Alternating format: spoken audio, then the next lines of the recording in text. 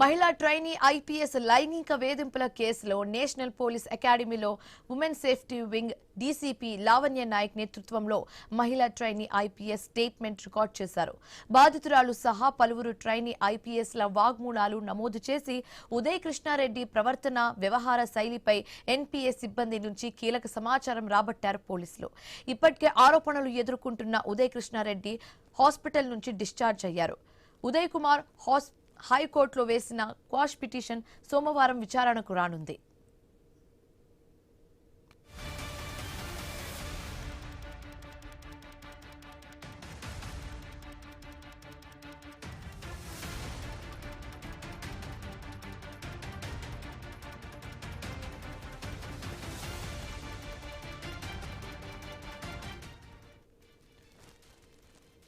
మహిళా trainee IPS లైంగిక వేధింపుల కేసులో నేషనల్ పోలీస్ అకాడమీలో women safety wing DCP Lavanya Naik నేతృత్వంలో మహిళా ట్రైనీ ఐపీఎస్ స్టేట్మెంట్ రికార్డ్ చేశారు. ఇదే అంశానికి సంబంధించి మరిన్ని తాజా సమాచారం మా కరెస్పాండెంట్ రత్నకుమార్ అందిస్తారు. రత్నకుమార్, మహిళా ట్రైనీ ఐపీఎస్ లైంగిక వేధింపుల కేసులో బాధితురాలి వాంగ్మూలం నమోదు చేయడం జరిగింది. నేషనల్ పోలీస్ అకాడమీలో మహిళా ట్రైనీ ఐపీఎస్ స్టేట్మెంట్ రికార్డ్ చేశారు women safety wing DCP Lavanya నేతృత్వంలో ప్రస్తుతం విచారణ అనేది కొనసాగుతోంది. బాధితులతో సహా పలువురు ట్రైనీ ఐపీఎస్ ల వాంగ్మూలాలను నమోదు చేయడం జరిగింది. ఉదయ్ కృష్ణారెడ్డి ఎన్పీఏలో నేషనల్ పోలీస్ అకాడమీలో అది యొక్క వ్యవహార శైలి అనేది ఎలా ఉంది, ఎన్పీఎస్ సిబ్బంది కావచ్చు, అలాగే ట్రైనీ ఐపీఎస్ నుండి ఎలాంటి ప్రవర్తన కలిగి ఉన్నాడు అనేది వారి నుంచి కీలక సమాచారాన్ని రాబట్టడం జరిగింది.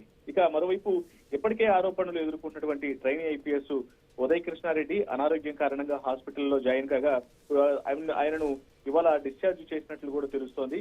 ఉదయ్ కృష్ణారెడ్డి స్టేట్మెంట్ ను పోలీసులు ఆయన డిశ్చార్జ్ అయ్యారు కాబట్టి ఇవాళ సాయంత్రం వరకు ఉమెన్ సేఫ్టీ వింగ్ అధికారులు రికార్డ్ చేయబోతున్నారు.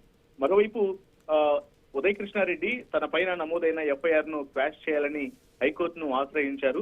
తనను అరెస్టు చేయకుండా మధ్యంతర ఉత్తర్వులు ఇవ్వాలి అంటూ కోర్టును అభ్యర్థించినటువంటి నేపథ్యంలోనే ఆయన అభ్యర్థనను హైకోర్టు తిరస్కరించింది. విచారణ దశలో ఉన్న సందర్భంలో మధ్యంతర ఉత్తర్వులు ఇవ్వలేము, విచారణకు సహకరించాలంటూ కూడా హైకోర్టు తెలియజేసింది. ఇక మరోవైపు క్వాష్ పిటిషన్ పైన ఇవాళ కోర్టులో వాదనలు అనేవి సోమవారం కొనసాగేటువంటి అవకాశాలు అయితే కనిపిస్తున్నాయి. Shivani, thanks for the updates Ratnakumar.